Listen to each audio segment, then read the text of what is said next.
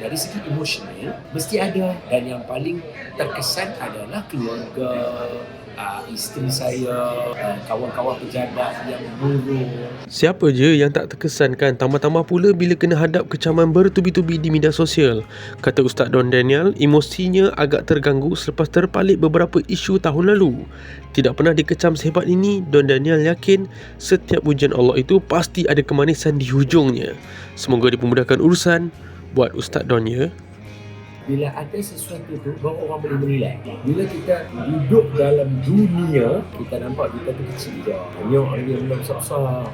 Harapan anak-anak yang, sorry ya kalau saya sebut, kita tanya, apa you punya ni? Impian saya nak makan ayam. Benda tu kalau tanya budak kita tak ada nak kita jawab begitu. InsyaAllah, pencet nak makan apa? Saya nak makan aiskrim ni ke, benda yang dah orang kata apa, simple. Apa? Ini nak makan ayam. So bila kita dengar benda ni tu, memikirkan diri kita, okay kot. Kecil aja kita. Maksud Ustaz, ujian Ustaz tu tidaklah sebesar orang lain macam tu. Kita punya dasar orang yang seumur hidup dia tahu bahawa dia hanya dunia dia di sebalik, kalau yang pulau itulah dunia dia. Kalau anak-anak Gaza dia, tembok itulah dunia dia. So memikirkan kita, Melak malu lah. Menangis lagi. Betul? Budak kita tanya, pakcik kenapa pakcik menangis? Pakcik dah viral tak elok. Budak dah pakcik tolong lah. Kami nak makan pun tak tahu nak makan apa esok. Saya adalah seorang yang menghormati ulil amri daripada dulu sampai sekarang. Dan percakapan saya ini insya-Allah tak akan dinafikan oleh mana-mana pihak.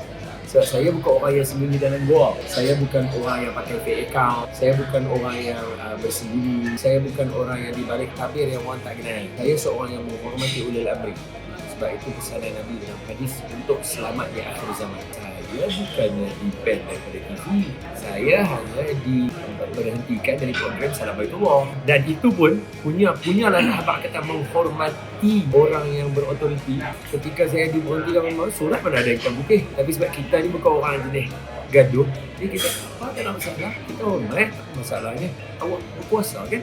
Hitam putih pun ada, tapi kita still back off, faham tak? Dalam keadaan itu. Sebab apa?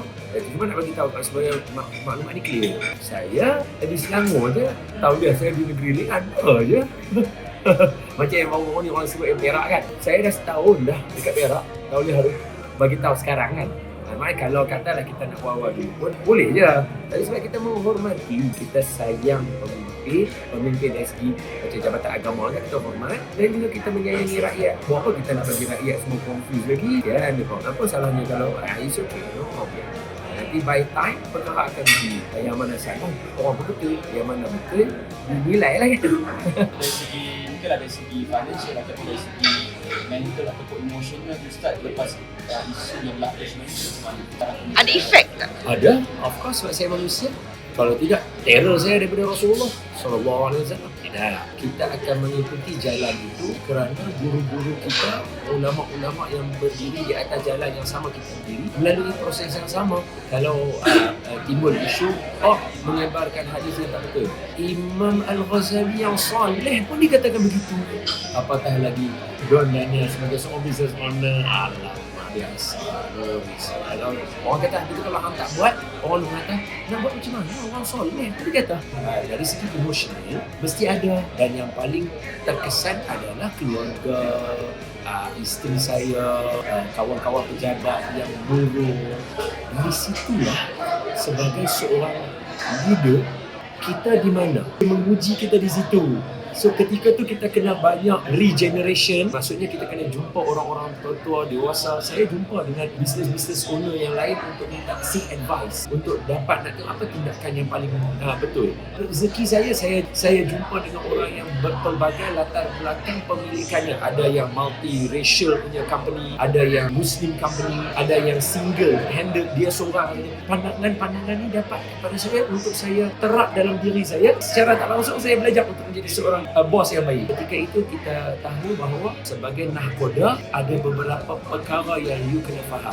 Menyampaikan maklumat kepada tim dengan bahasa yang betul itu sangat important. Seperti kita menyampaikan maklumat kepada pasangan kita dan ahli keluarga kita. Tak cukup untuk kalau kita kata, it's okay, relax. Dia tak cukup yang tu.